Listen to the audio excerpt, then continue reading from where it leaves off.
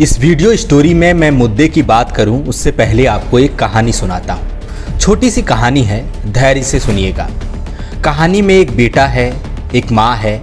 बेटा माँ की कहानी कह रहा है। माँ हमेशा दूसरों को खुश देखकर खुश हुआ करती थी। घर में जगह भले ही कम हो, लेकिन उनका दिल बहुत बड़ा था। हमारे घर से थोड़ी ही दूर एक गांव था। वहाँ मेरे पिताजी के एक मुस्लिम दोस्त रहा करते थे। वे पिताजी के बेहद करीबी दोस्त थे। उनका एक बेटा था, अब्बास। पिताजी के उस मुस्लिम दोस्त की असमय ही मृत्यु हो गई। अब्बास अनाथ हो गया। दोस्त की मृत्यु के बाद पिताजी उस असहाय अब्बास को हमारे घर ले आए। उस समय से अब्बास हमारे साथ ही रहने लगा, हमारे घर पर ही रहकर पढ़ा। हम सभी बच्चों की तरह माँ अब्बास का भी बहुत ख्याल रखती, अब्बास का देखभाल करती। ईद पर माँ अब्बास के लिए उसकी पसंद का पकवान बनाती। यही नहीं, त्योहारों के समय आसपास के कुछ बच्चे आकर हमारे यहाँ ही खाना खाते। उन्हें भी मेरी माँ के हाथ का बनाया खाना बहुत पसंद था। इस कहानी में जो बेटा है वो देश का प्रधानमंत्री है, जो माँ है वो प्रधानमंत्री की माँ है। दरअसल ये कहानी प्रधानमंत्री नरेंद्र मोदी और उनकी माँ हीराबेन की है। दरअसल शनिवार को पीएम ने अपनी माँ का 100वां जन्मदिन मनाया। घर जाकर उनसे मुलाकात की, उनके पैर पखारे और मुंह मीठा कराया। इसी मौके पर पीएम मोदी ने ब्लॉग के जरिए ये कहानी बयान की।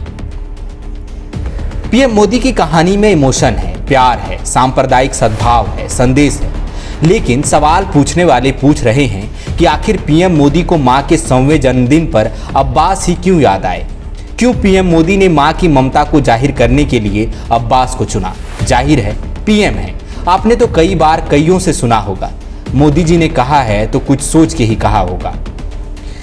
पीएम मोदी की ये कहानी दरअसल देश के नाम एक संदेश जैसी लगती है।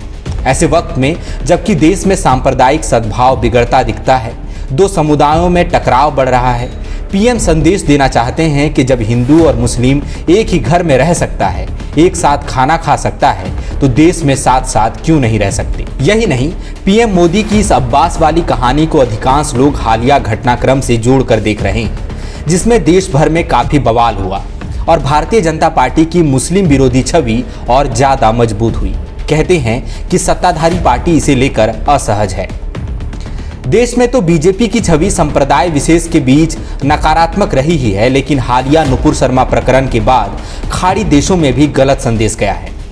बीजेपी की निलंबित राष्ट्रीय प्रवक्ता नुपुर शर्मा द्वारा कथित आपत्तिजनक टिप्पणी के बाद देश के कई हिस्सों में हिंसा भड़की।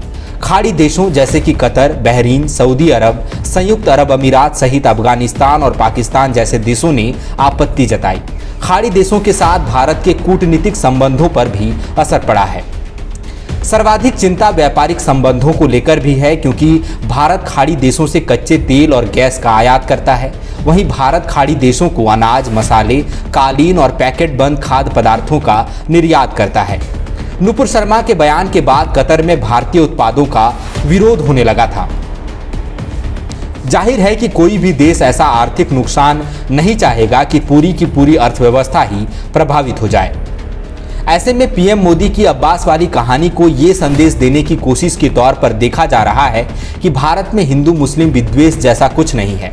पीएम ने यह भी संदेश देना चाहा कि व्यक्तिगत तौर पर वे मुस्लिम समुदाय के प्रति अच्छी भावना रखते हैं। उनकी अब्बास से गहरी दोस्ती रही है। उनकी मां ने एक मुस्लिम बच्चे को पाला। ऐसे में ये आरोप सही नहीं है कि वे सांप्रदायिक हैं या समुदाय विशेष के प्रति हीनता की भावना रखते हैं। पीएम मोदी का बयान बीजेपी के उस बयान को भी पुख्ता करने का प्रयास लगता है, जिसमें पार्टी ने कहा था कि देश के 1000 साल के इतिहास में यहाँ कई धर्म पुष्पित और पल्लवित हुए हैं। बीजेपी सभी धर्मों का आदर और सम्मान करती है, साझा संस्कृति की अवधारणा को लेकर चलती है। बायोम डॉक्टर बनने का है सपना, मगर सही गाइडेंस की है कमी, तो आए बायोम। रांची में सिर्फ मेडिकल की तैयारी के लिए एक बेहतरीन संस्थान, नीट और एम्स की तैयारी के लिए सन 2001 से मेडिकल प्रिपरेशन के लिए सबका भरोसेमंद संस्थान बायोम, इनू एवं नगरा टोली, Ranchi. thefollowup.in. Like, share and subscribe. www.thefollowup.in